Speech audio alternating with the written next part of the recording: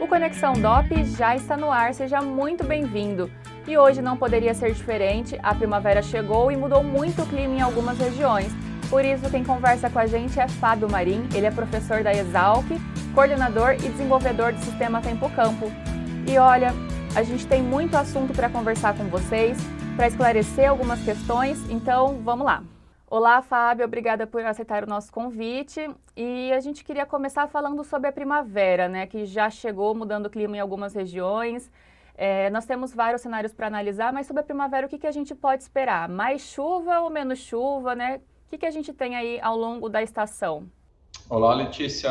Eu que agradeço pela oportunidade de estar aqui com vocês hoje para esse bate-papo. Então, a gente tem uma primavera que começou trazendo muita esperança, né, para os produtores aqui, especialmente do Centro-Sul, porque ela começou bastante chuvosa. Em algumas regiões aqui do estado de São Paulo, a gente já teve notícia que foi o melhor ano dos últimos 10, para você ter uma ideia. As chuvas de setembro foram muito boas e as chuvas de outubro também têm sido muito boas, o que há 3 anos a gente não via. Então a gente tinha até esquecido como era ter chuva, ainda que não tenha sido um volume muito grande, mas é muito importante, especialmente para os canaviais, essa chuva de setembro e outubro, porque ela encerra o período de seca e ela reativa o crescimento dos canaviais muito precocemente, o que traz muita esperança para a abertura da safra que vem ser um início muito bom, comparado com o que a gente vinha tendo. Tá? Sobre esse resto de primavera que a gente tem, que vai até 22 de dezembro, o que a gente pode falar é que a gente ainda continua sob a influência da Laninha, tá? Que tem uma influência mais marcada na parte sul do Brasil, e aí a parte sul eu me refiro sul de São Paulo, norte do Paraná para baixo, trazendo chuvas abaixo da média, mas esse ano não está se confirmando, especialmente para o Paraná, entendeu? Porque nós estamos com chuva bastante boa lá. E ela também traz um efeito negativo, ela traz um efeito positivo no Nordeste e no Norte do país, com chuvas acima da média. O Sudeste, ou seja, metade do meio de São Paulo para cima, meio do Mato Grosso do Sul para cima, até mais ou menos o Tocantins, a gente tem uma zona de transição.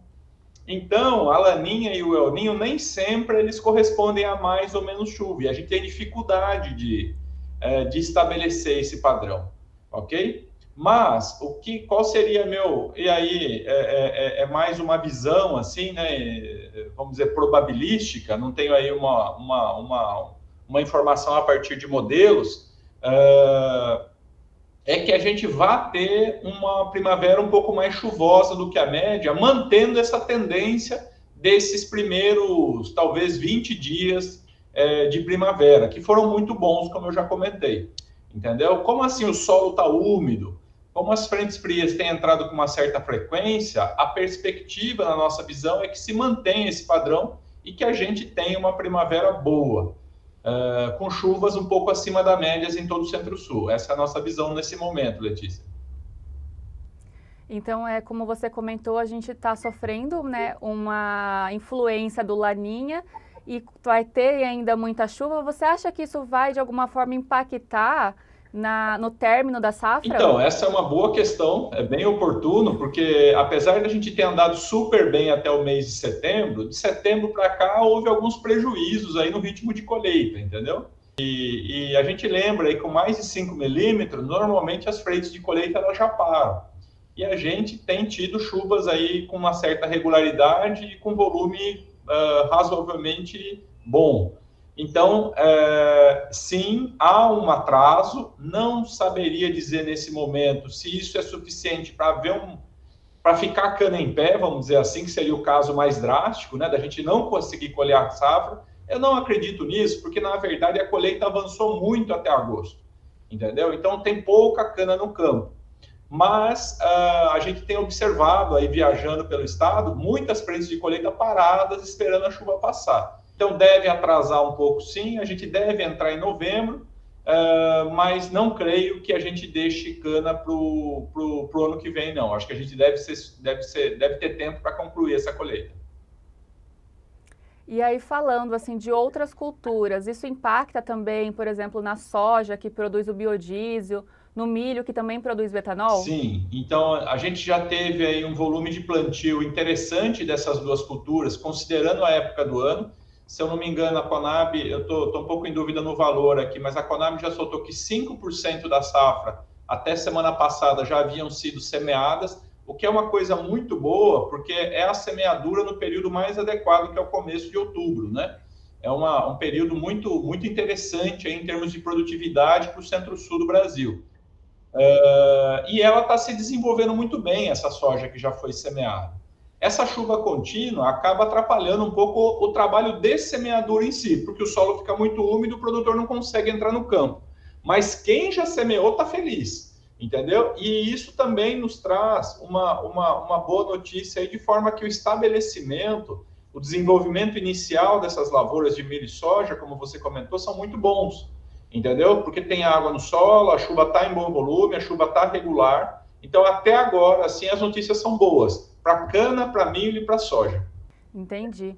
E agora falando do verão, a gente já consegue ter uma perspectiva de como, né, vai ser esse verão? Enfim, a perspectiva que a gente tem, a gente fazer previsões de longo prazo é muito difícil, né, Letícia? A gente não pode, infelizmente, iludir o nosso ouvinte aí, dizendo que a gente consegue prever o que vai acontecer daqui 2, 3, 4 meses, né? O que a gente consegue capturar de um cenário mais de longo prazo é o final da laninha, entendeu? É a laninha se revertendo até o mês de dezembro, início de janeiro, e passando por uma condição de neutralidade. A gente não vai ter El Niño, então a gente vai ficar com o chamado clima neutro, ok? O que é uma boa notícia para os produtores do sul, especialmente do Rio Grande do Sul, que é o estado que mais sofre com a laninha, tá? Então deve reverter um pouco esse quadro e as chuvas devem se aproximar da média histórica. No Centro-Sul, a condição de neutralidade é a mais favorável, no nosso entendimento. Apesar que tem uma discussão científica bastante intensa. Não se sabe muito bem, como eu já disse na sua primeira pergunta, né? Não é simples falar o que acontece com o Sudeste e o Centro-Oeste em relação ao El Niño e Laninha. Na minha visão, os estudos que eu tenho feito até agora é que a condição neutra é a melhor. Então, a gente tem uma primavera que até esse início foi muito animador, foi muito esperançoso, ok? E estamos indo para uma condição que também é animadora na nossa visão, ok? O que traz uma perspectiva até esse momento de uma safra muito boa, entendeu? Essa safra 22, 23, que a gente vai ter aí produções de cana, milho e soja acima da média em decorrência do clima. O clima deve ser nosso aliado esse ano até esse momento que a gente está vendo, Letícia. E Fábio, você é professor da Exalc, desenvolvedor e coordenador do Sistema Tempo Campo. Eu quero que você responda uma pergunta que a gente sempre recebe dos nossos seguidores, né? Essas mudanças climáticas que a gente está vendo já eram, assim, algo esperado ou é resultado de alguma mudança que foi uma coisa anormal que influenciou para a gente ter agora? A mudança climática é um fenômeno causado pelo aumento de gases de efeito estufa na atmosfera. Ela não é um fenômeno comunista, ideológico, ela não é um fenômeno político, como uma parte dos produtores ainda querem acreditar, entendeu? Ela é uma realidade e o setor agro precisa entender o que vai acontecer para se preparar para ele. Ela não é o final, não é uma coisa catastrófica para o agro brasileiro, ok? Porque a gente vai ter alguns aspectos que podem prejudicar as culturas, mas outros vão ajudar as culturas, ok? A gente aqui na Exalc tem se dedicado muito a traçar cenários futuros, tá? Ela é um fenômeno causado por esse aumento de gases que estão associadas principalmente ao aumento de gases de efeito estufa, causados pelo uso de combustíveis fósseis. Então, como a gente está falando de bioenergia, a bioenergia é uma solução para esse fenômeno, entendeu? E deve ser divulgada, porque essa é uma conquista brasileira, ok? Que pode ajudar nesse cenário. O Brasil pode ser um player muito importante no cenário internacional, ajudando o mundo a limpar esses gases de efeito estufa. Lembrando, tem um outro aspecto também que é importante, que é o desmatamento. O desmatamento também é uma fonte de gás de efeito estufa, mas a principal dela é a energia, o combustível fóssil, petróleo, gás natural e carvão. Os três não são bons nesse aspecto. O etanol e o biodiesel são ótimos. entendeu? Eles são capazes de mitigar, de, vamos dizer, entre aspas, limpar a atmosfera desses gases. Então, a gente deve incentivar, a gente aqui, os produtores devem estar alertas a esse fenômeno. Como eu disse, não é uma coisa que vai acabar com o agro brasileiro, mas vai trazer algumas mudanças. E a gente precisa estar preparada para elas. O produtor precisa simplesmente entender o que vai acontecer para poder se adaptar. Ok? E a gente aqui na Exalc tem trabalhado muito nesse sentido, no sentido de alertar o agro brasileiro, de preparar o agro brasileiro para essa nova realidade que está surgindo, que é causada pelas mudanças climáticas. Perfeito, professor. A gente fica muito feliz com a sua participação, porque ela deixou muito claro algumas questões que a gente recebe diariamente, né? E vocês sempre compartilham com a gente o boletim do Sistema Tempo Campo. É um boletim que ele gera muito impacto no setor, porque ele dá uma perspectiva de como foi e o que a gente pode esperar. E eu deixo aqui aberto o nosso espaço, caso você tenha alguma consideração final sobre a nossa entrevista. Então, o que eu achei muito legal de poder conversar com vocês, Letícia, e agradeço muito a oportunidade, aí, agradeço a você na figura da UDOP, né?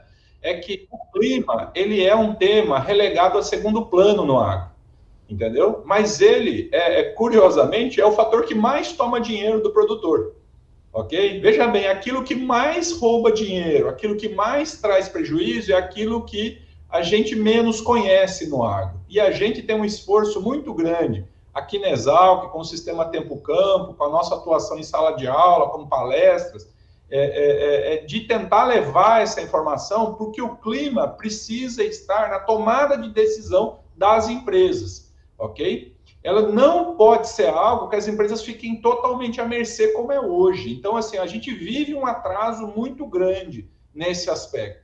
Comparado, eu peço aí para os nossos ouvintes que estão aí ligados às usinas, produtores de soja, produtores de milho ligados à bioenergia, que estão vinculados ao DOP, que eles reflitam o que eles fazem para manejar solo, o que eles fazem para manejar pragas, doenças, daninhas, como é que eles trabalham em termos genéticos e o que eles fazem no clima. Não fazem nada, não conhecem o seu clima, não sabem os seus riscos, não conhecem as probabilidades que eles têm para trabalhar, ok? Eu entendo que a gente, em lavouras e sequeiro, tem pouca coisa a fazer com relação ao futuro, mas a gente tem todo o histórico passado nos informando sobre como trabalhar e quais são os riscos. Esses riscos precisam ser conhecidos, ok? E, infelizmente, o nosso agro ainda não está alerta a isso. E esse é o nosso trabalho. Eu acho que nessa nossa conversa a gente começou a trazer isso daqui para o nosso ouvinte, né?